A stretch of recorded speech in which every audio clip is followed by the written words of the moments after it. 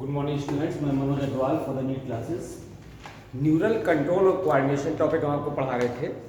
उसमें neural control coordination में आपने नर्वस सिस्टम के बारे में पढ़ लिया था, उसके पार्ट्स पढ़ लिए थे, central nervous system, peripheral, autonomic पढ़ लिया था। फिर इसके बाद कैसे नर्व कंडक्शन होता है, ठीक है, वाया द केमिकल्स एसिटिलकोलिन पढ़ लिया था, और एज वेल एज जो है इलेक्ट्रिक इम्पल्स के रूप में कैसे जो है नर्व इम्पल्स का कंडक्शन हुआ था वो हमने पढ़ लिया था। साइनेप्स पढ़ लिया था, युग्मानुबंधन, कि कैसे जो है जब कोई न्यूरॉन छोटा हो जाता है, टारगेट तक नहीं पहुंच पाता, तो कैसे उसमें क्या ज़्यादा जॉइंट लग जाता है, द साइनेप्स इट इज। तो उसमें क्या था साइनेप्स में, the word given by the Sherrington, the terminal part of the one neuron and the proximal part of the adjacent neuron is called the synapse.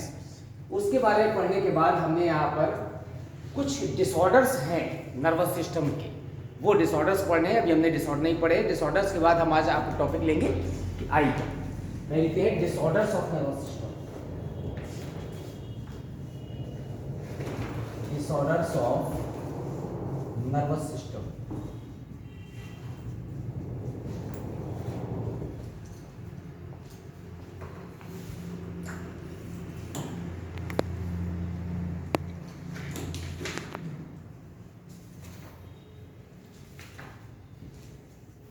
Disorders में जो main disorder है यहाँ पर वो है हाइड्रोसेफेलस। हाइड्रोसेफेलस क्या है? हाइड्रो मीन्स होता है वाटर, और सेफेलस वर्ड यूज हुआ है सेफेलिक से। तो सेफेलिक माने हेड पार्ट, ठीक है ना। हेड पार्ट में जो लिक्विड होता है that is called the cerebrospinal fluid. तो इसमें क्या होता है, इन दिस डिसऑर्डर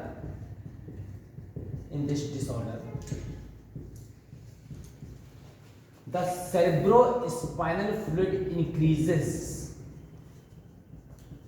in किसमें? ब्रेन। जब ब्रेन में cerebrospinal fluid की मात्रा बढ़ जाएगी तो हमारा ब्रेन इलाज करेगा, तो जो हेड पार्ट है वो क्या हो जाएगा, स्वेलिंग आ जाएगी, बड़ा हो जाएगा, एंड हेड इलाज, हेड इलाज हो जाएगा यहाँ पर, दैट इज कॉल्ड हाइड्रोसेफेलस। लिख लीजिए the various disorders of the nervous system। इसके बाद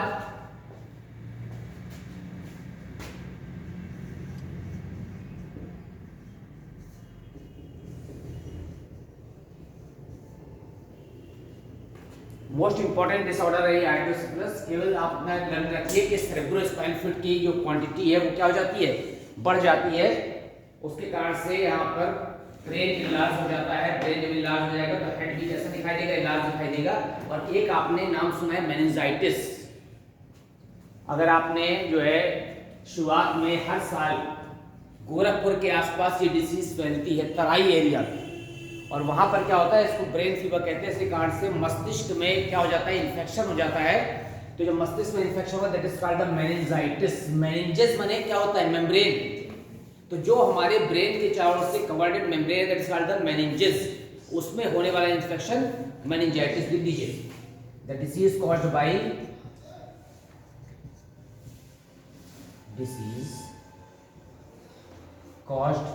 बाय किससे होता है मेनिंजेस, बताइए।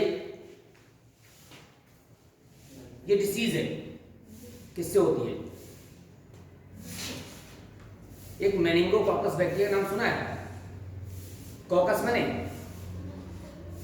Caucus is the type shape of the bacteria. तो ना लिखिए इज कॉज्ड बाय द मेनिंगोकॉकस। मेनिंगोकॉकस क्या है? मेनिंगोकॉकस बैक्टीरिया का नाम, मेनिंगोकॉकस बैक्टीरिया। इन्फेक्शन हो जाता है यहाँ पर ब्रेन की मेम्ब्रेन में, जिसके कारण से यहाँ पर जो हमारा मेंटल फंक्शन है, मानसिक जो कार्य है ब्रेन का, वो पूरी तरह से परफॉर्म नहीं होता है डिसऑर्डर्स में, ठीक है। एक और लिखिए, मोस्ट इंपॉर्टेंट एक और है, एक जो हमारे जो न्यूरोट्रांसमीटर है वो दो होते हैं, एक होता है डोपामीन, एक होता है कौन सा, गाबा। गाबा वो जो है इम्यूनो क्या है, सप्रेसर है। तो जो डोपामीन हमारा न्यूरोट्रांसमीटर है, अगर डोपामीन की क्वांटिटी कम हो जाए या डोपामीन ना बने तो हमारे में जो नर्वस सिस्टम से जो मैसेज ट्रांसफर हो रहा है वो क्या हो जाएगा, रुक जाएगा and the disease is caused the, देखिए पार्किंसन डिसीज। पार्किंसन डिसीज आपने नाम सुना है? किस वर्ल्ड के बहुत कहना चाहिए इंपॉर्टेंट व्यक्ति में डिसीज थी? अब वो शायद नहीं है। पार्किंसंस डिसीज, आपने पोप जॉन का नाम सुना है? ईसाइयों के सबसे बड़े धर्मगुरु जो थे पोप जॉन, ठीक है ना, उनको ये पार्किंसन डिसीज थी। पार्किंसन डिसीज में क्या होता है कि वो पूरी बॉडी लगातार क्या करती है, फ्लक्चुएट करती है, कंपन करती है। तो वो बैठे बैठे स्टीफन हॉकिंस जो थे, जो नोबेल प्राइज द्वारा, उनको भी पूरी बॉडी क्या करती थी, फ्लक्चुएट करती थी। जैसा पार्किंसन डिसीज लिख दीजिए, ड्यू टू डेफिशिएंसी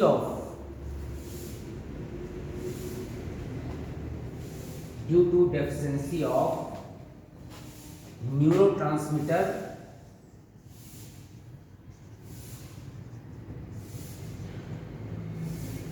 उसका नाम है डोपामीन।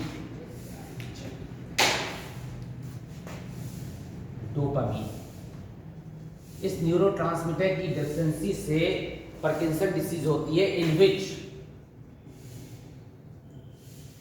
बॉडी फ्लक्चुएशन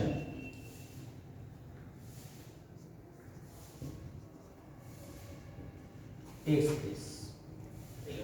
आइए, जो बॉडी फ्लक्चुएशन होता है, इसके कारण से लगातार व्यक्ति की बॉडी क्या करती रहती है, हिलती रहती है।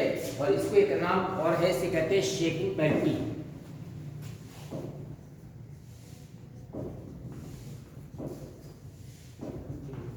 इसी का दूसरा नाम है शेकिंग पैल्पी।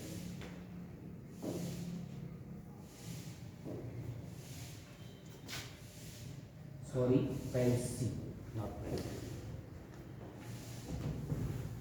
तो सबसे पहला इसमें हाइड्रोसेफलस हो गया, मेनिंजाइटिस हो गया, पार्किंसन डिसीज हो गया। पार्किंसन डिसीज के अलावा एक होता है हंटिंगटन डिसीज, नाम सुना है? हंटिंगटन कॉलरा, लेकिन वो कॉलरा क्या है, हैजा नहीं, ठीक है ना। एक और लिखिए इसके बाद, हंटिंगटन डिसीज।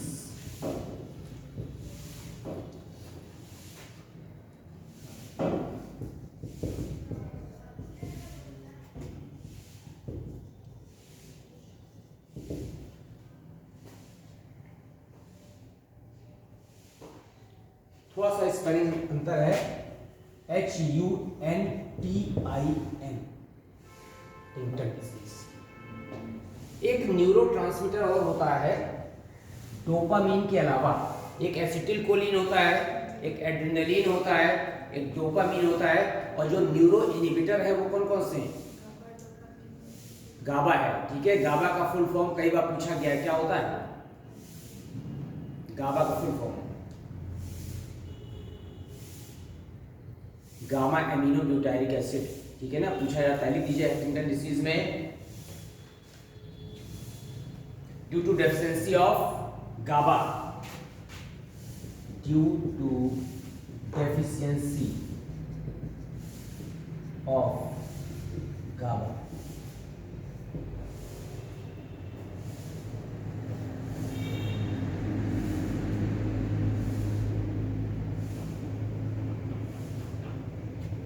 एक आपने प्राइंस जनित रोग सुना होगा, मैड काउ डिसीज, गायों में पागलपन का रोग। एक सुना होगा डिमेंटिया, डिमेंटिया मनुष्यों में पागलपन का रोग। तो जो मनुष्यों में पागलपन का रोग डिमेंटिया होता है, वो पहले माना जाता था प्राइंस जनित रोग है, ठीक है ना। लेकिन बाद में जब डिस्कवरी हुई तो देखा गया कि गाबा की डेफिशिएंसी के कारण हो रहा है। इसी के कारण से शुरुआत में जो हंटिंगटन डिसीज होती है उसमें पहले डिमेंटिया होता है, डिमेंटिया के बाद जिसको क्या कहते हैं, हंटिंगटन डिसीज। तो यहाँ पर इसको जैसी GABA known as, also known as dementia. Dementia माने पागलपन। और इसमें जो सिम्टम है बॉडी के, वो अनकंट्रोल्ड क्या है, एक्टिविटीज। हमारी जो एक्टिविटी है अनकंट्रोल्ड हो जाती है, अनकंट्रोल्ड एक्टिविटीज। हमारी क्रियाओं पर हमारा नियंत्रण नहीं रहता है। This is also disorder.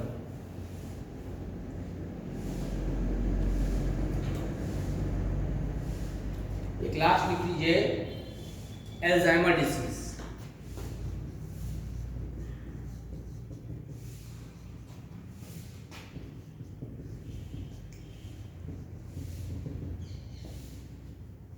Alzheimer disease में क्या होता है कि एमाइलॉइड प्रोटीन होती है।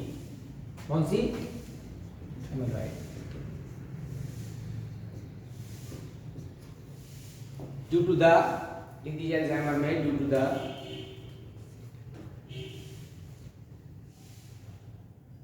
deposition of amyloid protein in the brain,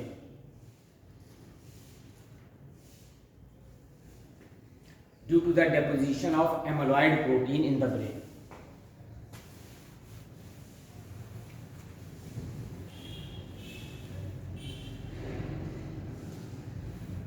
अब हम आते हैं अपने मेन टॉपिक पर।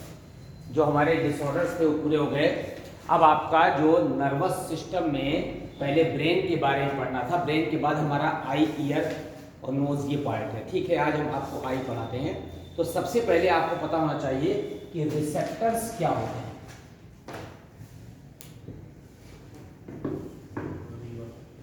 रिसेप्टर्स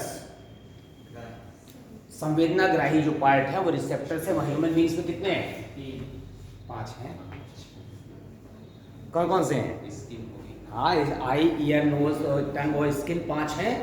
अब इसमें रिसेप्टर्स जो है वो 2 तरह के होते हैं। एक होता है एक्सटेरो रिसेप्टर्स, कहीं कहीं एक्सो भी लिखा होता है, और दूसरे होते हैं एंटेरो रिसेप्टर्स। जो रिसेप्टर्स, ठीक है ना, पेरिफेरल पार्ट में होते हैं वो एक्सटेरो, और जो विसरल ऑर्गन्स में है वो क्या है? इंटेरो है।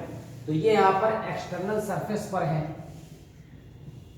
एक्सटर्नल सरफेस, और ये क्या है? यहाँ पर विसरल ऑर्गन्स में है, विसरल ऑर्गन्स। एग्जाम्पल बताइए। सबसे पहले तो रिसेप्टर्स या सेंसरी ऑर्गन, संवेदी अंग क्या होते हैं? द ऑर्गन्स या sales which receive the stimulus is called the receptors. There are 5 type of receptors in the human beings mainly. अब उसमें एक्सटेरो इंटेरो में डिवाइड किया गया। अब हम पूरा थ्रू आउट एनिमल किंगडम को लेकर चल रहे हैं कि receptors are of 2 types, extero as well as entero. तो जो एक्सटर्नल सरफेस पर है वो एक्सटेरो रिसेप्टर्स है, और जो इंटरनल सरफेस पर है वो इंटेरो है। इसमें आपका आई, ईयर और टंग, ये जो सामने की तरफ बिल्कुल दिख रहा है पेरिफेरल पार्ट पर, वो एक्सटेरो है। इंटेरो रिसेप्टर्स में क्या आते हैं? जैसे हमारे पेन सेल्स हैं, ठीक है ना, इसके अलावा जो है लो टेम्परेचर को, कोल्ड को, इसके अलावा हाई टेम्परेचर को, इनको जो एक्सेप्ट कर रहे हैं, जो रिसीव कर रहे हैं, और कहाँ है? पेरिफेरल पार्ट पर नहीं है, इंटरनल पार्ट पर है, दिया कॉल्ड द एंटेरो रिसेप्टर्स। तो अब अलग अलग जो कैटेगरी बनाई गई रिसेप्टर्स की, तो किसके आधार पर? जैसे मान लीजिए सपोज कि हम जो है अगर यहाँ पर प्रेशर को रिसीव कर रहे हैं, हमारी बॉडी में जो सेल्स प्रेशर को रिसीव कर रही है, उसके लिए रिसेप्टर्स का नाम होगा, वो क्या होगा? बैरो रिसेप्टर्स। बैरोमीटर कहे के लिए होता है? प्रेशर मापने के लिए। तो ये हो गया बैरो रिसेप्टर्स। तो ये क्या करेंगे? ये प्रेशर स्टिमुलस, ठीक है। फिर इसके अलावा अगर लो टेम्परेचर को रिसीव कर रहे हैं तो क्या कहते हैं यहाँ पर? फ्रिजिडो रिसेप्टर्स, लो टेम्परेचर के लिए, ठीक है। अगर हाई टेम्परेचर को रिसीव कर रहे हैं तो कैलो रिसेप्टर्स कहते हैं, हाई टेम्परेचर के लिए, ठीक। अगर पेन को रिसीव कर रहे हैं, दर्द को, तो क्या कहते हैं? एल्जेसी रिसेप्टर्स कहते हैं। क्या के लिए? पेन सेल्स के। फिर अगर मैं यहां पर किसको? ग्रेविटी को रिसीव कर रहे हैं जो स्टिमुलस, तो क्या कहेंगे? जियो रिसेप्टर्स कहेंगे।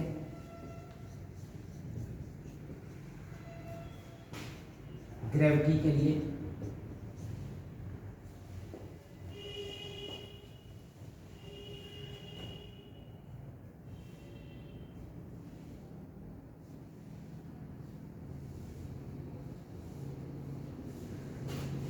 फोटो रिसेप्टर्स का लिए होते हैं तो बिल्कुल इजी है, लाइट के प्रति वो सेंसिटिव होते हैं, ठीक है। गस्टेट्रो का लिए होते हैं, टेस्ट के लिए होते हैं,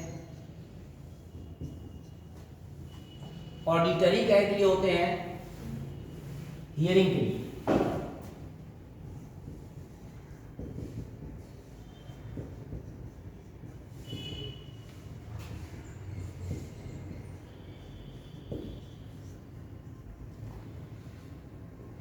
वाटर करंट को भी रिसीव कर सकते हैं क्या,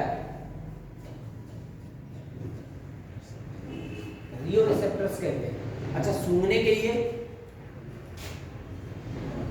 ऑल्फैक्टरी रिसेप्टर्स, क्या है के लिए, स्मेल के लिए। तो हियरिंग आ गई, नासल पार्ट आ गया, टेस्ट आ गया, लाइट आ गया, ग्रेविटी हो गया, पेन हो गया, high temperature, low temperature, pressure, और एक दो और लिख दीजिए। इसमें टच के लिए क्या होता है, नहीं स्किन तो है, इसमें रिसेप्टर्स को क्या कहेंगे, these are called the thermoreceptors।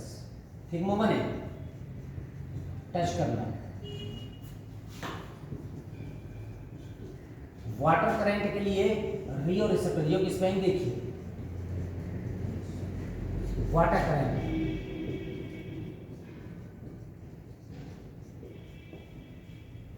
These are the various types of the receptors।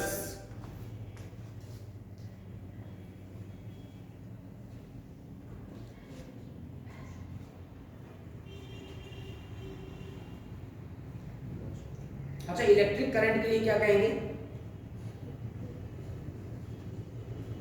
किससे मेजरमेंट करते हैं, गैल्वेनोमीटर से। तो क्या कहेंगे उसको, गैल्वेनो receptors, गैल्वेनो receptors, electric current.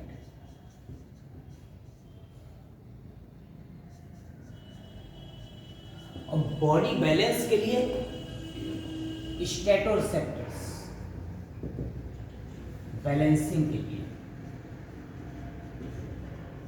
Body को बैलेंस करने के लिए। तो these are the various types of receptors. अब इन रिसेप्टर्स को अलग अलग नाम दिया गया है, तो हमें कहीं पर लिखा जाता है, यहाँ पर क्राउसे एंड बल्ब, कहीं लिखा जाता है एंड बल्ब्स ऑफ पैसिनी, ये सब आपको नाम लर्न कर लेने हैं। और अलग अलग एनिमल्स में अलग अलग प्रकार के रिसेप्टर्स को स्पेसिफिक नेम दिया गया है।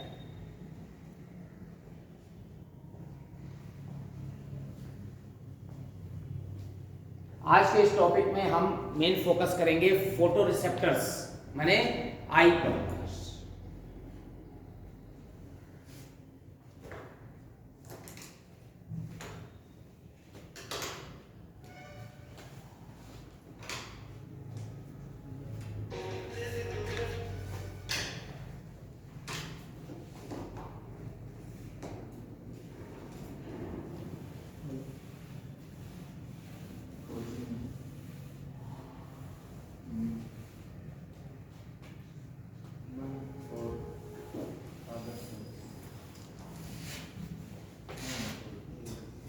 आई।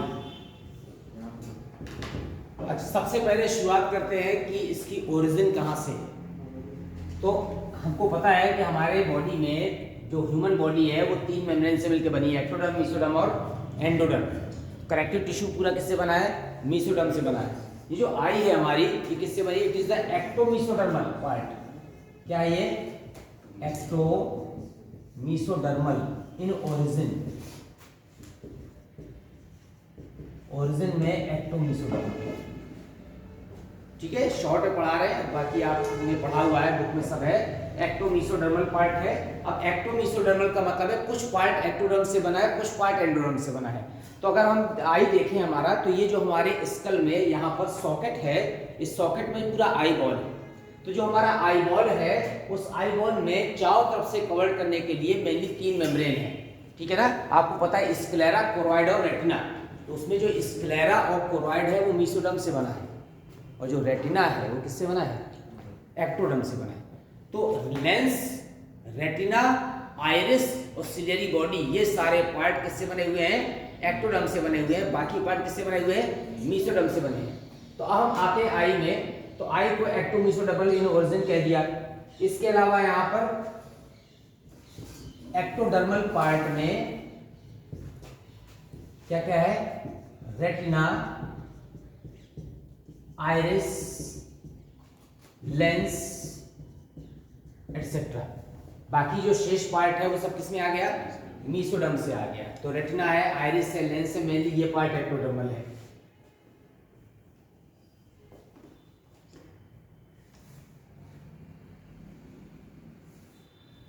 अब हम अगर आई में स्ट्रक्चर देखते हैं तो चारों तरफ से जैसे ब्रेन को 3 लेयर से क्या किया था, मेनिंजेस से घिरा हुआ था, उसी प्रकार से हमारा जो आई बॉल है वो भी 3 लेयर से क्या हुआ है, घिरा हुआ है।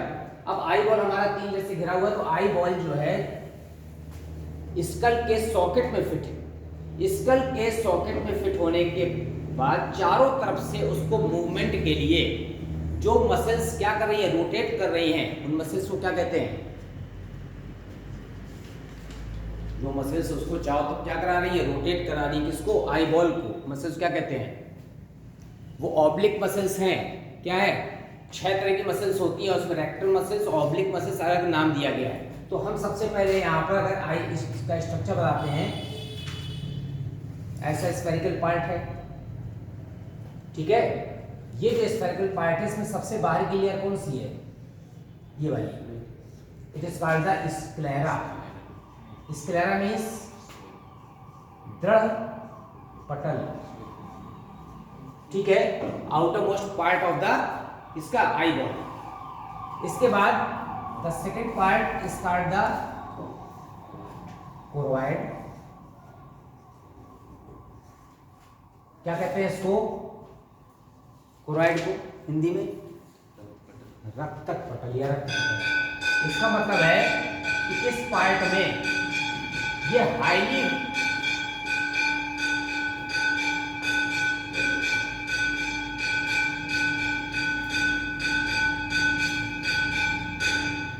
हाईली वेस्कुलराइज्ड लेयर है, और किससे, इसमें ब्लड वेसल्स बहुत ज़्यादा पाई जाती है, कैपिलरीज पाई जाती है, इसके कारण से इसको न्यूट्रिशन मिलता है। इसके अलावा इस लेयर में पिगमेंट पाए जाते हैं। जो इनर मोस्ट लेयर है दैट इज कॉल्ड द, क्या कहलाती है, रेटिना। हिंदी में क्या कहते हैं, दृष्टि पटल कहते हैं, ठीक है। अब आप देखेंगे कि जो स्क्लेरा पार्ट है, दृढ़ पटल, वो हार्ड पार्ट है, चारों तरफ की कवरिंग है। स्क्लेरा आगे बढ़कर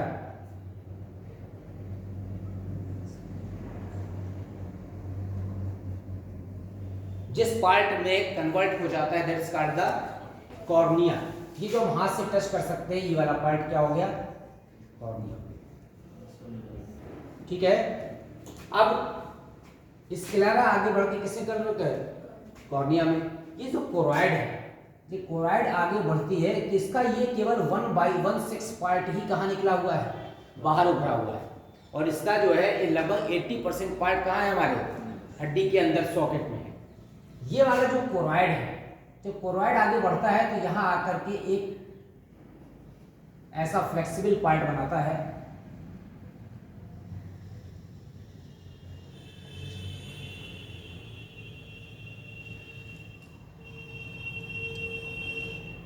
क्या कहते हैं इसको, इस पार्ट को, तो किससे बन रहा है, कोरोइड से। क्यों भाई, कोरोइड आगे बढ़ के किससे बन रहा है, नहीं, चैम्बर तो बाद में आएगा, सिलियरी बॉडी में ये वाला part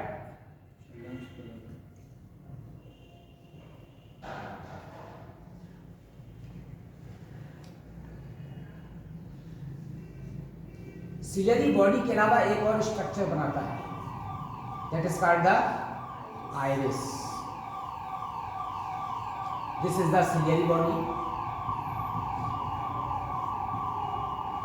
and this is the iris. अब दोनों जो आइरिस पार्ट निकला हुआ है, between the iris the pour is called the प्यूपिल। दोनों आइरिस के बीच का भाग क्या है, प्यूपिल है। अब जो हमारा आइरिस है, इसमें 2 तरह की मसल्स हैं। आइरिस में कौन कौन सी है, आइरिस में एक तो है सर्कुलर मसल्स, सर्कुलर मसल्स, और दूसरी है यहाँ पर रेडियल मसल्स। अब ये मसल्स का बहुत इंपॉर्टेंट फंक्शन है। जो सर्कुलर मसल्स होती है, जैसी ब्राइट लाइट पड़ती है तो ये क्या करती है, यहाँ पर कॉन्ट्रैक्ट करती है तो पास आ जाती है सर्कुलर मसल्स। जब सर्कुलर मसल्स पास आ जाती है तो आइरिस पास आ जाएगी। तो जब आइरिस पास आएगा तो उसका काम क्या होगा, मेन हमारे प्यूपिल को, पोर को क्या कर देना, छोटा कर देना, ताकि ब्राइट लाइट में बहुत कम लाइट अंदर इंटर करे, हमारी रेटिना को कोई डैमेज ना हो। तो सर्कुलर मसल्स ब्राइट लाइट में कॉन्ट्रैक्ट करती है, कॉन्ट्रैक्ट करने के कारण आइरिस पास आ जाती है, और पास आने के कारण प्यूपिल का साइज क्या होता है, छोटा रह जाता है। दूसरी तरह की मसल्स है रेडियल मसल्स। ये जो रेडियल मसल्स है डिम लाइट में काम करती है। जैसे डिम लाइट होती है तो ये कॉन्ट्रैक्ट करती है, तो ये आइरिस को कहाँ ले जाती है, दूर ले जाती है। दूर ले जाती है तो हमारी आंख बड़ी हो जाती है। आंख बड़ी होने का मतलब अंदर का प्यूपिल पार्ट, कहते हैं आंखें फाड़ फाड़ के देखना, अंधेरे में से टटोल के देखना पड़ता है।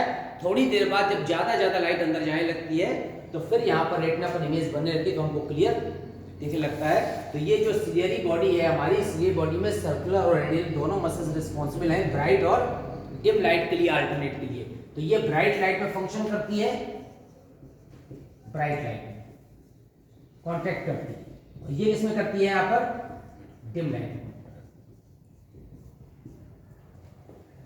जब कभी हम ऑपरेट करना होता है आंख में तो डिम लाइट के समय जो है ये रेडियल मसल्स कॉन्ट्रैक्ट कर रही है, और जिसके कारण से आइरिस दूर जा रही है और प्यूपिल का साइज बढ़ जा रहा है। तो हमको अब पेशेंट की आंख को अंदर आइरिस पार्ट को दूर ले जाना है, ताकि प्यूपिल पार्ट के से बड़ा करके अंदर लेंस को क्या कर सके, करेक्ट कर सके, ऑपरेट कर सके। तो एक मेडिसिन होती है एट्रोपिन। जो एट्रोपिन मेडिसिन होती है वो ड्रॉप के रूप में आंख में डालते हैं। तो एट्रोपिन क्या करती है, आइरिस को दूर ले जाती है। आइरिस को दूर ले जाने से प्यूपिल का साइज बढ़ जाता है। जब प्यूपिल का साइज बढ़ जाता है तो आंख का ऑपरेशन करना क्या हो जाता है, इजी हो जाता है। अब हम आते हैं इसके बाद, ये जो आइरिस है it is act as the shutter of the camera. किसी तरह काम कर रहा है, कैमरे के शटर की तरह, कि कैमरे के शटर की तरह कितना फोकस अंदर जाना है, कितना फोकस नहीं जाना है, उसको कंट्रोल करने के लिए क्या लगा हुआ है, आइरिस लगा हुआ है।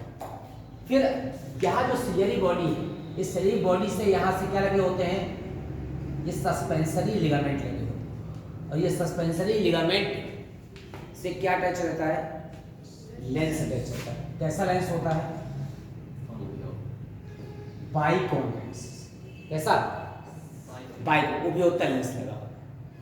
अब हम यहाँ पर इस पार्ट को देख रहे हैं कि ये वाला पार्ट जो हमारा रेटिना है, ये इनरमोस्ट लेयर है, सबसे सॉफ्ट डेलिकेट मेम्ब्रेन होती है और न्यूरोसेंसरी होती है। कौन सी लेयर होती है, न्यूरोसेंसरी, तंत्रिका संवेदी। इसके अलावा अभी तक दोनों लेयर में न्यूरोसेंसरी पार्ट नहीं था। अब ये जो हमारा आइरिस है, आइरिस डिफरेंशिएट कर रहा है कॉर्निया को। तो ये कॉर्निया और आइरिस के बीच, और आइरिस और लेंस के बीच अलग अलग चैम्बर बन रहे हैं। इस चैम्बर में ये वाला चैम्बर कहलाता है यहाँ पर कौन सा, aqueous chamber.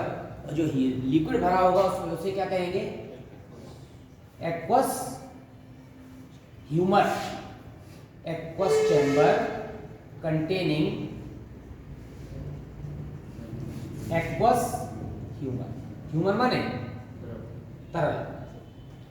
This is called the vitreous chamber.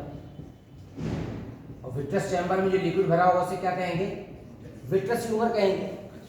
अब एक्वस चैम्बर में भी दो part, this is the anterior, this is the posterior. तो एंटीरियर का मतलब है between the cornea and iris, and posterior का मतलब between the iris and lens. ठीक है, ये क्या है, ये सस्पेंसरी लिगामेंट है।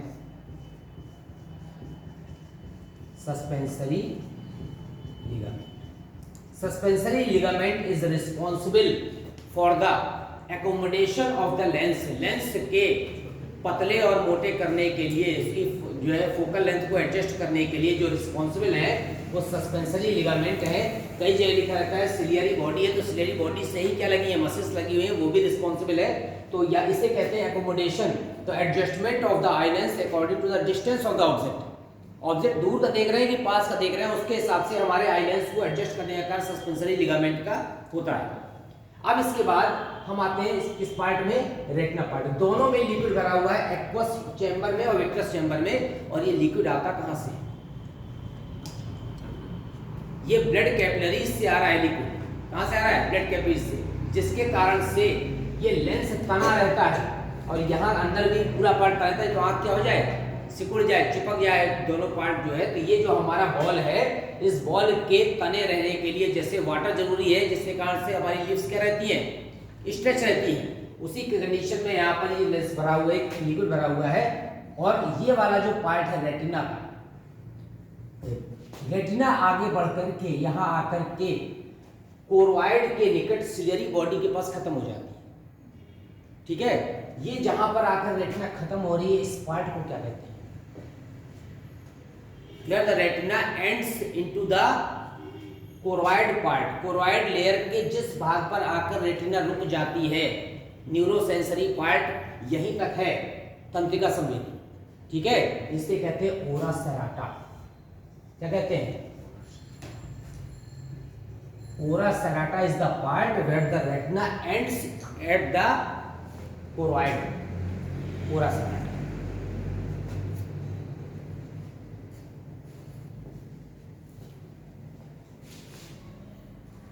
अब देखिए आप यहाँ पर, ये हमारा जो रेटिना है, ये न्यूरोसेंसरी लेयर है, लेंस किस प्रकार का है ये तो आपका पता है, मैंने बताया था कि रेटिना, लेंस और आइरिस ये सब क्या है, एक्टोडर्मल है।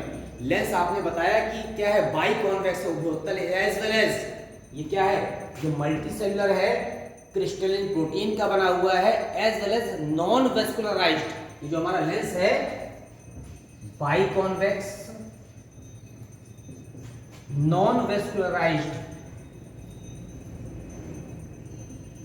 मतलब इसमें कोई भी ब्लड सप्लाई नहीं है, एज वेल एज, और कैसा है, मल्टी सेलुलर। एक होता है सिंपल लेंस, सरल नेत्र, ठीक है, ये कैसा है, मल्टी सेलुलर है, नॉन वेस्कुलराइज्ड है, बाइकॉन्वेक्स है और ट्रांसपेरेंट है, पारदर्शी है, क्रिस्टलिन प्रोटीन का बना होता है। अब हम नॉर्मली जब पढ़ते हैं तो हमारे में जो इमेज बनती है, सबने फिजिक्स पढ़ी हुई है, इमेज इन्वर्टेड बनती है, so it is called the inverted retina. तो इन्वर्टेड रेटिना का क्या मतलब है, वर्टिब्रेट और इनवर्टिब्रेट के दोनों के आई में अंतर होता है। जो इनवर्टिब्रेट्स होते हैं उसमें जो लेंस होता है उसमें इमेज कैसी बनती है, सीधी बनती है। हमारे में वर्टिब्रेट्स में इन्वर्टेड रेटिना वर्ड यूज होता है। What do mean by inverted retina, image जो उल्टा बन रही है इन्वर्टेड रेटिना है, क्योंकि हमारे में जो रेटिना पार्ट है that is derived from the, किससे डेराइव हो रहा है, nervous epithelium and prolongation of, किसका भाग है ये, प्रोलोंगेशन ऑफ डायंसेफेलॉन। ब्रेन में जो डायंसेफेलॉन पार्ट है उसका बाह्य वृद्धि है, ये आउटग्रोथ है, और हमारी यहाँ पर जो रेटिना है वो नर्वस एपिथेलियम से डेराइव्ड हो रही है, जबकि अदर एनिमल्स में जो रेटिना है वो स्किन एपिथेलियम से ड्राइव हो रही है। किससे, स्किन एपिथेलियम से, और हमारे किससे ड्राइव हो रही है, नर्वस एपिथेलियम से। तो स्किन एपिथेलियम और नर्वस एपिथेलियम में डिफरेंस है, so it is called the inverted retina as well as the prolongation of the diencephalon. ये वर्टिब्रेट में आई की अलग स्पेसिफिक फीचर है।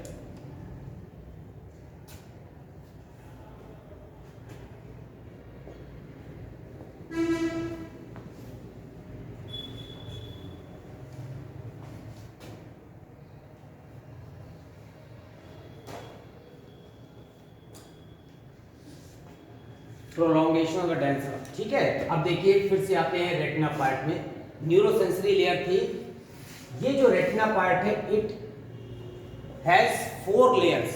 जो हमारा रेटिना है उसमें 4 लेयर्स होती हैं। Retina is made up of 4 layers. अब 4 लेयर्स हैं तो इधर वाली होगी आउटर और इधर वाली क्या होगी, इनर।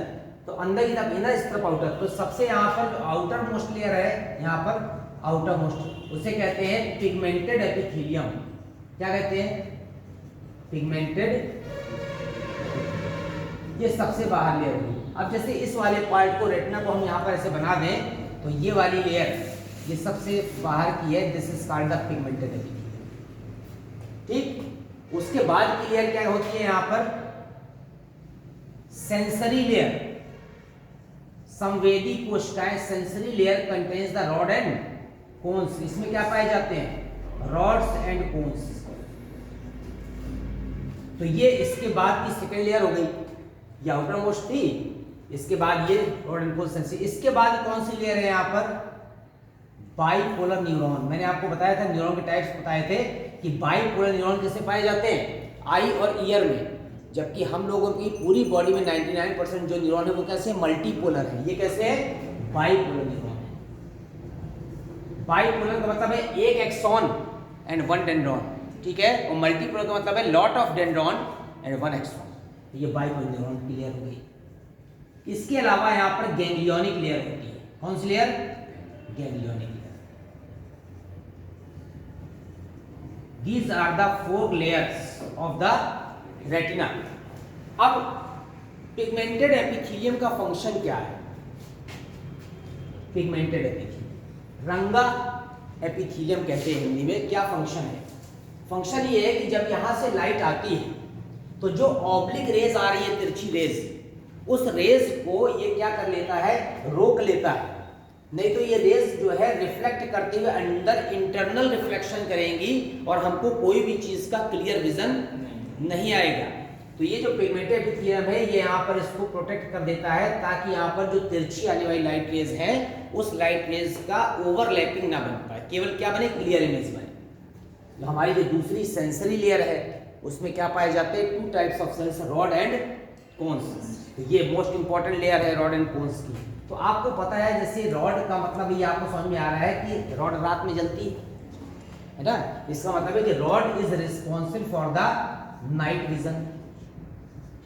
इस तरह से आपको याद रहेगा कि रॉड जो है रात में देखने के लिए क्या करती है, हेल्प करती है। और इस तरह के विजन को कहते हैं स्कोटॉपिक विजन, स्कोटॉपिक विजन। और रॉड में जो स्पेशल पिगमेंट होता है उसे क्या कहते हैं, रोडोप्सिन, हैविंग रोडोप्सिन पिगमेंट। इतना तो आपको सबको क्लियर है।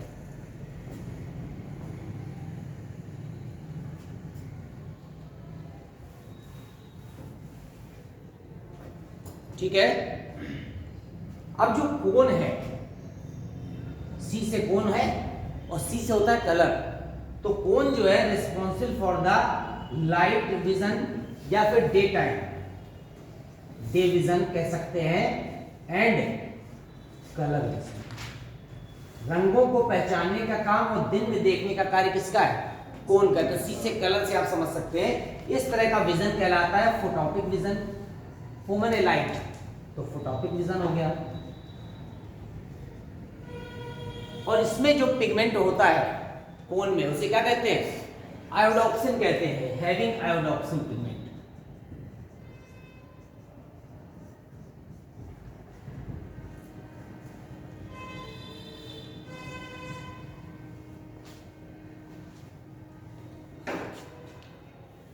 अब कलर को पहचानने की जो पावर है वो सभी एनिमल्स में नहीं है, ठीक है, किसमें है, बर्ड्स और मैमल्स में कलर को पहचानने की। और इसके अलावा जो हनी बी होती है वो अल्ट्रावायलेट रेज भी देख सकती है, लेकिन आप इतना ध्यान रखिए केवल बर्ड्स और mammals having the colour vision. अब कोन जो है ह्यूमन बीइंग्स में हो या किसी में भी हो, तो कोन फिर से 3 तरह में डिफरेंशिएट किए गए हैं जो अलग अलग कलर को स्पेशली पहचान लेते हैं। उन कोन्स के कलर को पहचानने के लिए स्पेशल पिगमेंट होते हैं, आपको उसका नाम लिखना है।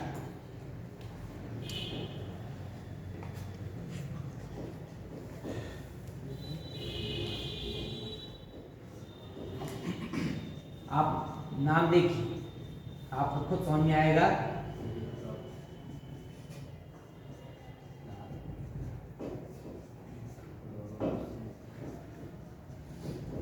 कौन सा किस कलर को पहचानेगा।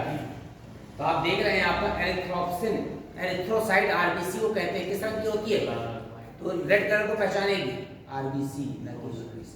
दूसरा क्लोरोप्सिन है, क्लोरमन है ग्रीन, हरित लवक में होता है तो ग्रीन रंग को पहचानने के लिए। और तीसरा है साइनोप्सिन, साइनोफाइसी बने ब्लू ग्रीन एल्गी, इसका मतलब ये नीले हरे रंग को पहचानने के लिए, तो स्पेशली किसको, नीले को।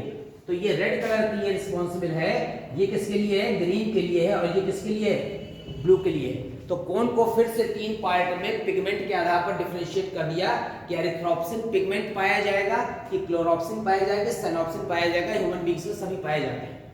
इसीलिए हम इन 3 कलर को स्पेशली पहचान लेते हैं।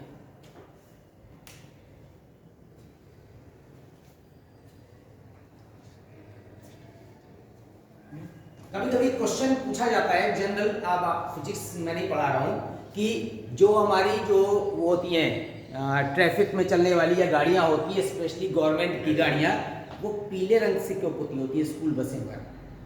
आप जब दिल्ली वगैरह जाएंगे तो जो ऑटो चलता है, टैक्सी चलती है, उसको भी येलो कलर से करते हैं। सरकार का नियम भी है कि जो स्कूल की बसेज होंगी वो सब येलो कलर की होंगी। येलो क्यों ही पोता जाता है? क्योंकि हमारी जो आई साइट की रेंज है उसमें सबसे परमिसिबल कलर पहचानने का सबसे सेंसिटिव कलर कौन सा है, येलो वेवलेंथ।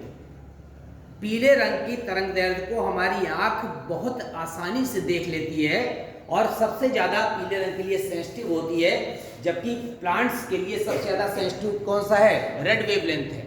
लेकिन हम लोग क्या करते हैं, हम लोग येलो लाइट को बहुत आसानी से परसीव कर सकते हैं, अन्य रंगों की तुलना में येलो कलर दिमाग पर इफेक्ट डालता है, तो इसीलिए किस रंग की होती है, पीले रंग की होती है। ठीक है, खैर हम अपने टॉपिक पे आते हैं। तो ये रॉड और कोन आपको पता चल गया कि रॉड रात में देखने के लिए, डिम लाइट में देखने के लिए, और कोन जो है ब्राइट लाइट में देखने के लिए या दिन में देखने के लिए और कलर को पहचानने के लिए होता है।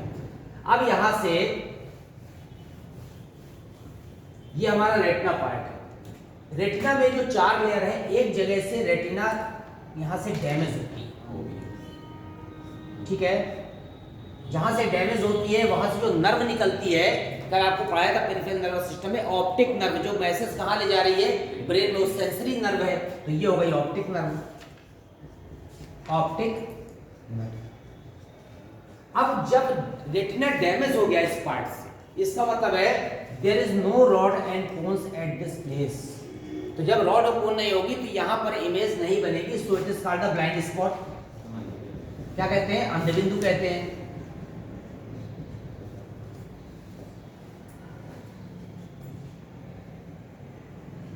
एज वेल एज एक और स्पॉट है येलो स्पॉट।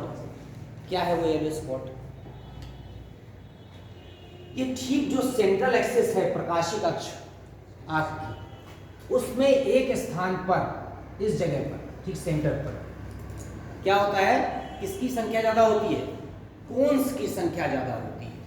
उस पर्टिकुलर कोन्स की संख्या ज्यादा होने के साथ साथ यहां पर हल्का सा ऐसा कॉनकेविटी होती है, गर्त होती है, तो वहां पर जो सीधी इमेज आती है वो ज्यादा कोण होने के कारण बहुत सेंसिटिव इमेज बनाती है, स्पष्ट। सो दिस गर्त is called the fovea centralis. क्या कहते हैं, फोविया सेंट्रलिस गर्त को कहते हैं। और यहां पर जो इमेज बनती है यहां पर, उसके कारण से उसको कहते हैं हैविंग येलो स्पॉट। तो फोविया सेंट्रलिस गर्त का नाम है, येलो स्पॉट उस पॉइंट का नाम है जहां पर सबसे क्लियर इमेज बनती है। तो ब्लाइंड स्पॉट हो गया आपका, और क्या हो गया, येलो स्पॉट हो गया।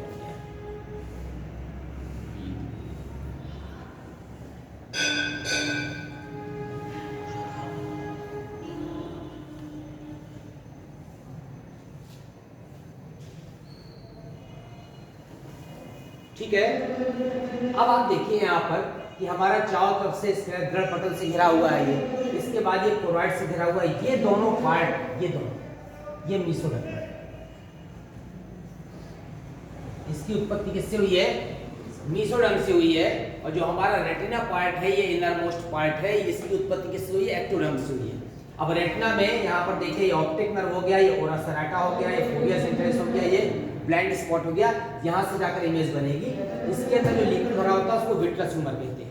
अब क्या है, एक स्पेशल यहाँ पर कैपिलरीज जो किससे निकलती हैं, सिलियरी बॉडी से।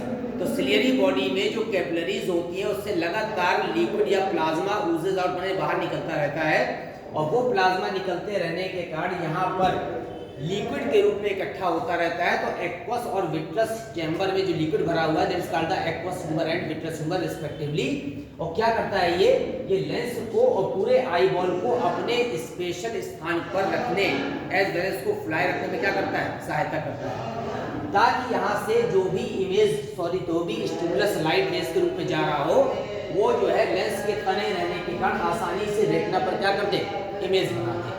अब यहाँ पर क्या होता है कि कभी कभी ये जो लिक्विड है इस लिक्विड को जब न्यूट्रिशन हमारी आई एब्जॉर्ब कर लेती है तो उस एक्स्ट्रा लिक्विड को एब्जॉर्ब करने वाली भी एक कैपिलरी होती है जो उस एक्स्ट्रा लिक्विड को क्या करती रहती है, इकट्ठा करती रहती है और फ्रेश लिक्विड आता रहता है क्या लेकर, ऑक्सीजन और ग्लूकोज लेकर, क्योंकि हमारी आई को भी क्या चाहिए, एनर्जी चाहिए। तो ग्लूकोज और ऑक्सीजन लेकर के फ्रेश लिक्विड लगातार हीटर करता रहता है और जो रिजेक्टेड लिक्विड है या फिर जो CO2 युक्त है या वेस्ट मटेरियल युक्त है उसको एब्जॉर्ब किया जाता है। अगर वो एब्जॉर्ब नहीं कर हो पाता तो यहाँ पर उसका प्रेशर बढ़ जाता है लिक्विड का। जब प्रेशर बढ़ जाएगा तो सबसे सेंसिटिव पार्ट कौन सा है, रेटिना। वो रेटिना को क्या कर देगा, डैमेज कर देगा। उसे कहते हैं सबल बाय ग्लाउकोमा। तो ये जो आपका सबल बाय है इसमें हमारे अंदर का लिक्विड आई बॉल के अंदर बढ़ जाता है जिसके कारण से आई बॉल फटने लगती है, तो रेटिना डैमेज हो जाता है और इसी के कारण से आंखों से खून आने लगता है। तो समझ जाते हैं कि प्रेशर अंदर ज्यादा बढ़ रहा है। तो वो कौन सी कैनाल है जो इस एक्स्ट्रा लिक्विड को इकट्ठा करती है, कहाँ पाई जाती है, सिलियरी बॉडी और आइरिस के बीच में कैनाल पाई जाती है। उसका नाम क्या है, वो जो लिक्विड को क्या करती है, इकट्ठा करती रहती है। लिख दीजिए नाम, लिखे श्लेमन कैनाल, लिखा है श्लेमन कैनाल।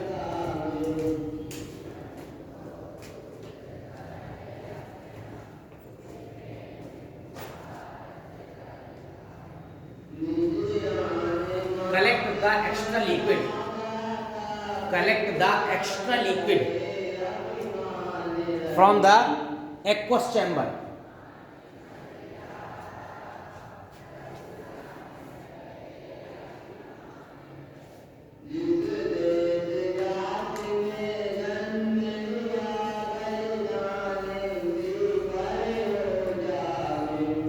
अब हम आई बॉल पढ़ रहे हैं तो आई बॉल में हमारी जो आईलिड्स और आई लैशेस लगी हैं, ठीक है ना, वो भी इसी के अंतर्गत है। तो जो आईलिड्स और आई लैशेस हैं उसमें कुछ 2-3 स्पेशल ग्लैंड्स पाई जाती है। एक यहाँ पर सेबेशियस ग्लैंड का मॉडिफिकेशन है ऑयल ग्लैंड्स का, और एक किसका है, श्वेत मने पसीने ग्रंथि का रूपांतरण है जो आई बॉल को मॉइस्ट रखता है, आई लैशेस को क्या रखता है, मॉइस्ट रखता है। तो जो वेरियस ग्लैंड्स हैं, 2-3 ग्लैंड्स का नाम दीजिए, लिखिए यहाँ पर लैक्राइमल ग्लैंड्स,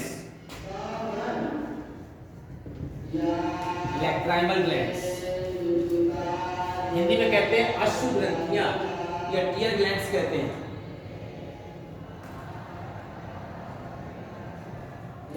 इसमें लिखिए आईलिड में उपस्थित, अपर आईलिड में, अपर आईलिड माने ऊपरी पलकों में उपस्थित रूपांतरित पसीने की ग्रंथियां, ये मेन पार्ट है, रूपांतरित पसीने की ग्रंथियां, मॉडिफिकेशन ऑफ स्वेट ग्लैंड्स है।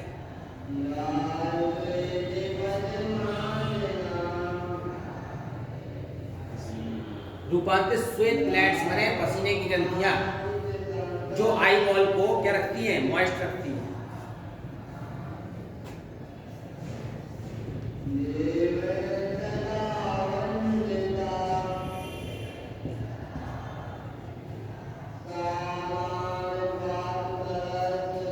एक और है मीबोमियन ग्लैंड्स, इसको टार्सल ग्लैंड्स भी कहते हैं, ये भी अपर आईलिड में है।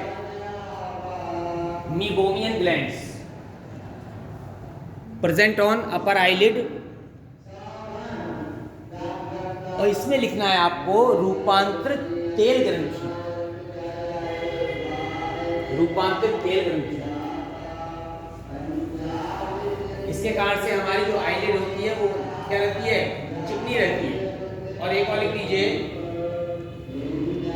जाइस ग्लैंड्स,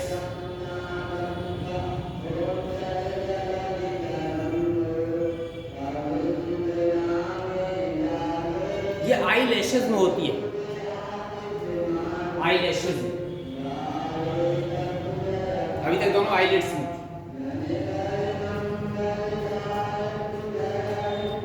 हम आते हैं यहाँ पर डिसऑर्डर्स ऑफ आई। फिजिक्स में आपने पढ़ा हुआ है डिसऑर्डर्स।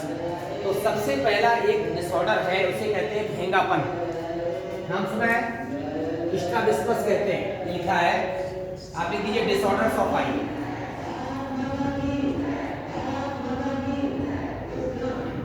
डिसऑर्डर्स, पहला भेंगापन। मैंने बताया था आपको कि जो हमारा आईबॉल है, जो आईबॉल में मसल्स लगी हैं, ऑब्लिक मसल्स लगी है, रेक्टम मसल्स लगी है, वो यहाँ पर किसको पकड़े हुए हैं? स्क्लेरा। और स्क्लेरा को अगर हम यहाँ ऐसा बना दें समझने के लिए, इसको चारों तरफ से इस तरह से मसल्स पकड़े हैं। अब ये मसल्स को रोटेट कर रहे हैं। अगर कोई मसल छोटी या बड़ी हो जाएगी तो हमारा ये जो आईबॉल है, ये इसका जो प्यूपिल पार्ट है वो ठीक सेंटर पर नहीं आएगा। ठीक सेंटर पर नहीं आएगा तो आंख हमारी तिरछी दिखाई देगी, उसे क्या कहते हैं? भेंगापन। तो यहाँ पर लिख सकते हैं आईबॉल मसल्स के छोटे या बड़े होने के कारण, आईबॉल मसल्स के छोटे या बड़े होने के कारण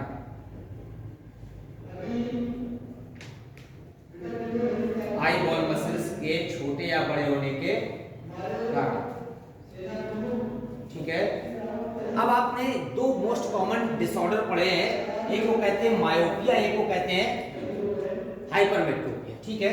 तो हम अगर मायोपिया देखें, मायोपिया को हिंदी में क्या कहते हैं? निकट दृष्टि दोष। वास्तव में ये नाम गलत है, निकट दृष्टि दोष। इंग्लिश में क्या कहते हैं? Near sightedness.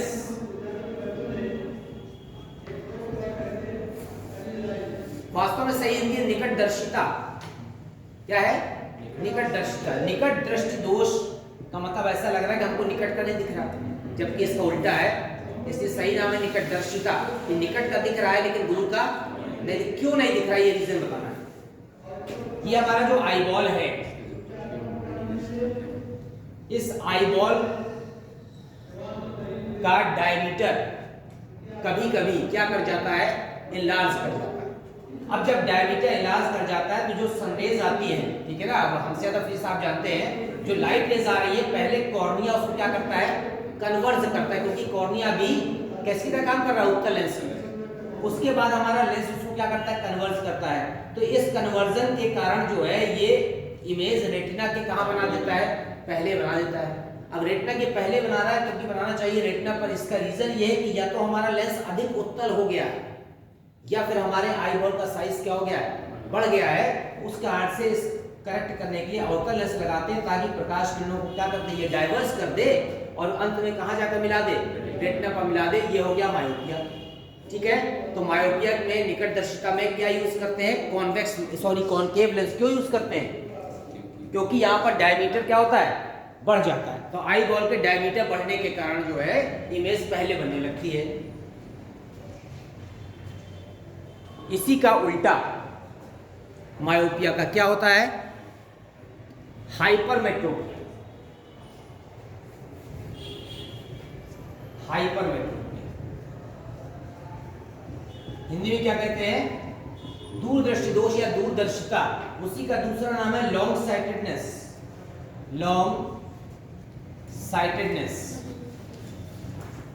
दूरदर्शिता। इसका जस्ट अपोजिट है कि इसमें जो आईबॉल का साइज है वो क्या हो जाता है? छोटा हो जाता है। ये जेनेटिकल हो सकता है, कुछ बाई बर्थ हो सकता है, आईबॉल का साइज छोटा हो गया, या हमारा लेंस का एकोमोडेशन पावर डिस्टर्ब हो गया। जब लेंस का एकोमोडेशन पावर डिस्टर्ब हो जाएगा तो लेंस सपोज करिए ज़्यादा पतला हो गया। ज़्यादा पतला हो जाएगा तो यहाँ पर जो प्रकाश रेज आएंगी वो यहाँ पर फोकस दूरी बढ़ा देंगी और रेटिना के पीछे इमेज बनाएंगी।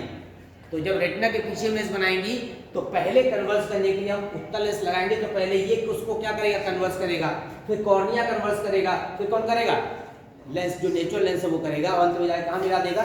रेटिना पर। तो उसके करेक्शन के लिए हम क्या यूज करते हैं? कॉन्वेक्स लेंस यूज करते हैं। ये दोनों बिल्कुल सिंपल थे, ठीक है। स्ट्राबिस्मस भेंगापन है। अब एक होता है यहाँ पर मोतियाबिंद। वो क्या होता है? एस्टिग्मेटिज्म कहते हैं।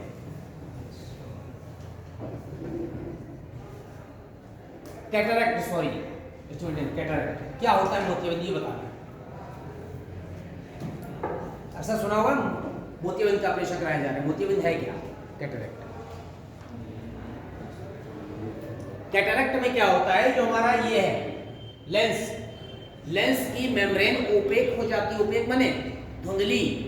जब लेंस की इमेज जो है धुंधली, लेंस की जो मेम्ब्रेन है वो धुंधली हो जाएगी, तो यहाँ से लाइट रेज आसानी से जाकर रेटिना में इमेज नहीं बनाएंगी, तो हमको क्लियर नहीं दिखाई देगा, क्योंकि लेंस ट्रांसपेरेंट होता है। इस कंडीशन में लेंस की ट्रांसपेरेंसी खत्म हो जाती है। जब ट्रांसपेरेंसी खत्म हो जाती है तो या तो सीधे लेंस हटा देते हैं इसको, उसकी क्या लगा देते हैं, दूसरा लेंस लगा देते हैं कि मोतियाबिंद का छोटा सा ऑपरेशन होता है, प्यूपिल को थोड़ा सा बढ़ा देते हैं साइज को, और अंदर से ये लेंस हटा देते हैं, इसकी जगह दूसरा लेंस ट्रांसप्लांट कर देते हैं। अगर लेंस ट्रांसप्लांट नहीं भी कराएंगे और आपका कॉर्निया ठीक है तो भी इमेज कहाँ बनेगी, रेटिना बनेगी। तो इस कंडीशन में कैटरैक्ट मोतियाबिंद में लेंस कैसा हो जाता है, धुंधला हो जाता है। लिख दीजिए यहाँ पर लेंस का धुंधला होना, लेंस का धुंधला होना।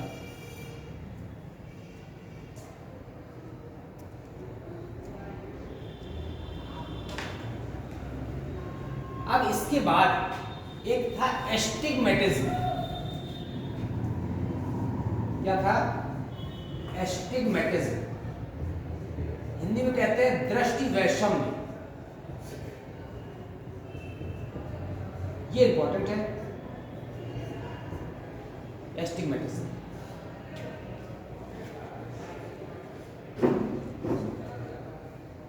दृष्टि वैषम्य में भी क्लियर इमेज नहीं बनती। क्यों नहीं बनती है? क्योंकि जो बुढ़ापे में या एज ओल्ड के बाद या एक्सीडेंट के किसी कंडीशन के कारण अगर मान लीजिए आंख में चोट लग गई तो मेम्ब्रेन को स्टिच किया जाएगा, टाका लगाया जाएगा। जब टाका लगाया जाएगा या एज ओल्ड के समय तो इसकी मेम्ब्रेन अनइवन हो जाएगी। जब अनइवन हो जाएगी तो प्रकाश किरणों को सही तरीके से कन्वर्ज नहीं करेगी, तो यहाँ कॉर्निया के अनइवन हो जाने से क्या हो जाती है, इमेज ठीक से नहीं बन पाती। इसको क्या कहते हैं, दृष्टि वैषम्य। लिख दीजिए कॉर्निया के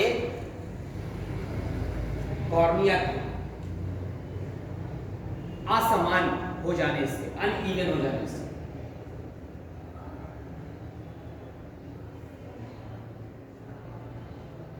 और इसके लिए कौन सा लेंस यूज करते हैं, सिलिंड्रिकल लेंस इज यूज्ड।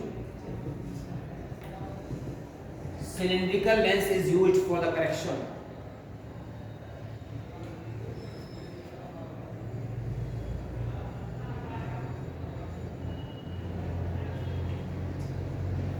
अब एक जो मैं आपको बता रहा था ग्लाउकोमा, सबल बाय, ठीक है ना, वो भी लिख दीजिए। ग्लाउकोमा डिसऑर्डर में वो भी है ग्लाउकोमा, हिंदी में कहते हैं सबल बाय।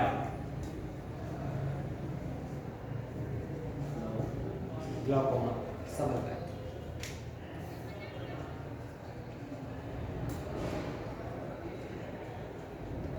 क्या होता है यहाँ पर, जो एक्वस ह्यूमर और विट्रस ह्यूमर में जो लिक्विड भरा हुआ, स्पेशली एक्वस ह्यूमर में, उसकी क्वांटिटी बढ़ जाती है। क्यों?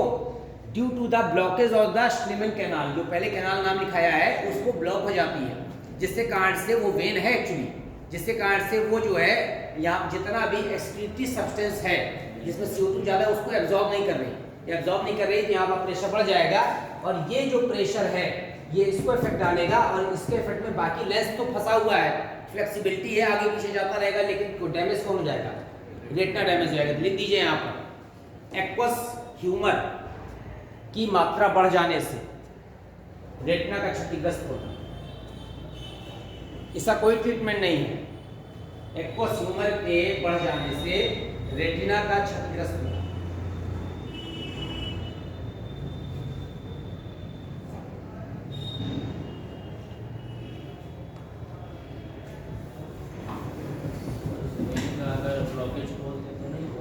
ऑपरेट करते हैं, लेकिन कभी कभी ब्लॉकेज फिर हो जाता है, तो कई बार कराना पड़ता है ऑपरेट। एक होता है प्रेस बायोपिया,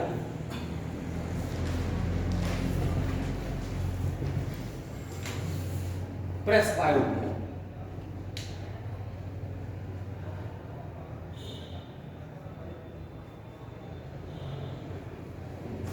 बताइए क्या होगा इसमें? तो ये इसमें आपने जरूर पढ़ा होगा।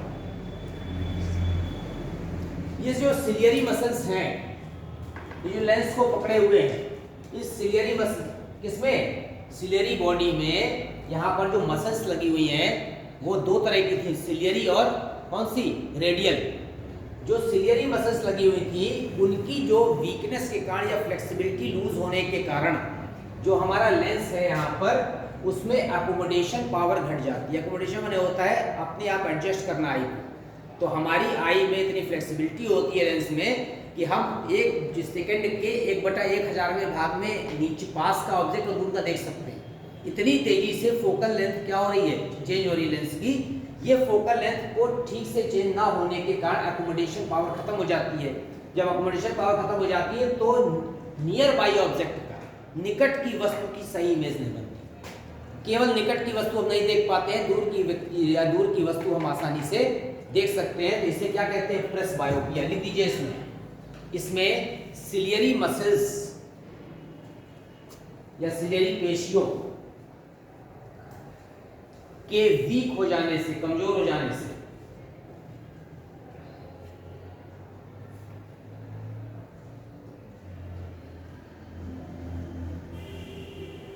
निकट की वस्तु स्पष्ट नहीं दिखती।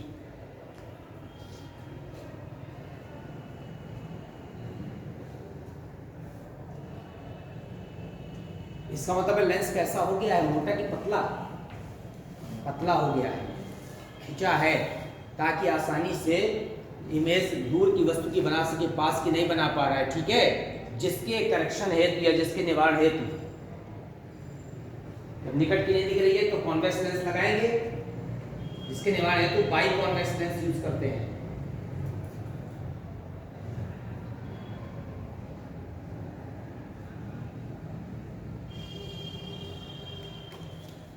अब इसके बाद जो दो डिसऑर्डर में दो जेंटिकल है, एक विटामिन की कमी से एक जेंटिकल है। जैसे आपने पढ़ा है यहाँ पर नाइट ब्लाइंडनेस, ठीक है ना, किससे होता है, विटामिन ए की डेफिशिएंसी से। और एक और है कौन सा, कलर ब्लाइंडनेस।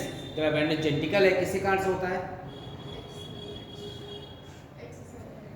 एक्स सेलुलर रोग है। तो क्यों होता है, अप्रभावी एक्स सेलुलर रोग। इसका मतलब है कि ये क्या है, यहाँ पर जो एक्स क्रोमोसोम से जो पिगमेंट के लिए रिस्पॉन्सिबल है, तो अप्रभावी एक्स संलग्न रोग जन्मजात होता है, जिसके कारण से क्या हो जाता है, कलर ब्लाइंडनेस हो जाती है। लेकिन यहाँ पर जो नाइट ब्लाइंडनेस है उसको निक्टोलोपिया कहते हैं। निक्टो माने नाइट के लिए, वो विटामिन ए की कमी से होता है। अगर विटामिन ए युक्त आप फूड मटेरियल ज़्यादा मात्रा में लेंगे तो इस रोग को ठीक किया जा सकता है। तो डिफेक्ट का मतलब है उसको आसानी से ठीक कर सकते हैं। ठीक है, डिसीज यहाँ पर जर्म्स से होती है, यहाँ पर बैक्टीरिया वायरस फंगस से होती है, उसके लिए मेडिसिन का यूज करते हैं। जैसे यहाँ पर भेंगापन इज नॉट ए डिसीज, भेंगापन एक डिफेक्ट है। ऑपरेशन द्वारा अगर उसकी मसल्स का साइज ठीक कर दिया जाए तो क्या हो जाएगा, ठीक हो जाएगा। इसी तरह से ब्रेन में जो मेनिंजाइटिस है, that is the disease. Meningitis में क्या है, यहाँ पर मेनिंगोकोकस बैक्टीरिया से हुआ है, बैक्टीरियल इन्फेक्शन हुआ है, इसलिए ब्रेन फीवर भी कहते हैं। उससे जो मस्तिष्क की मेम्ब्रेन है, झिल्लियाँ, उसमें स्वेलिंग आ जाती है और उनके बीच में जो लिक्विड इकट्ठा हो रहा है उसमें संक्रमण हो जाता है। तो जब लिक्विड में इन्फेक्शन हो जाएगा तो मेम्ब्रेन सड़ने लगेगी। जब मेम्ब्रेन सड़ने लगेगी तो ये बहुत ज़्यादा क्या पेनफुल डिसीज़ है, जिससे कारण से जो बच्चे का जो पूरा मस्तिष्क है वो ऊपर से जैसे हम छूते हैं, कोई चिपक जाती है, छूते पेन होता है, उस तरह से आप इसको टच करते हैं तो अंदर की मेम्ब्रेन तक क्या होती है, प्रभावित होती है। तो ये जो है आज आई पार्ट आपका हो गया। आई पार्ट में आपने देख लिया, आई बॉल के बारे में पढ़ लीजिए, पिगमेंट पढ़ लीजिएगा, कोन और जो है रॉड में जो पिगमेंट है उसको पढ़ लीजिएगा। इसके अलावा जो है जो शॉर्ट नोट बनता है यहाँ पर कि स्क्लेरा जो मीसोडर्म से डेवलप हुआ है, कि कौन सा पार्ट एक्टोडर्म से हुआ है, कौन सा पार्ट मीसोडर्म से हुआ है। इस तरह के क्वेश्चन ज़्यादा बनते हैं। और जो रिसेप्टर्स बताए हैं उन रिसेप्टर्स के नाम ऑब्जेक्टिव में आ सकते हैं, फोटो रिसेप्टर से कौन सा है। और आज जो आपका टेस्ट होना है उसमें आपका स्केलेटल सिस्टम या लोकोमोशन मूवमेंट वाला आएगा। ठीक है, तो उसमें जो जॉइंट्स हैं उससे क्वेश्चन आएंगे, कौन सी बोन कहाँ पर है, ठीक है, कौन सी वर्टिब्री है, वर्टिब्री का कौन सा पार्ट जो है कहाँ पर अटैच होता है, उससे कुछ क्वेश्चन आएंगे। जो हमारा जो है बाल एंड सॉकेट जॉइंट है वो कहाँ है, हिंज जॉइंट कहाँ पर है, तो कितनी बॉडी बोन्स है, कितनी वर्टिब्री है। नॉर्मल क्वेश्चन दिए इस बार टेस्ट में, इजी दिए हैं, तो आपने पढ़े हुए हैं तो आप आसानी से कर सकेंगे। ठीक है, ओके, थैंक यू।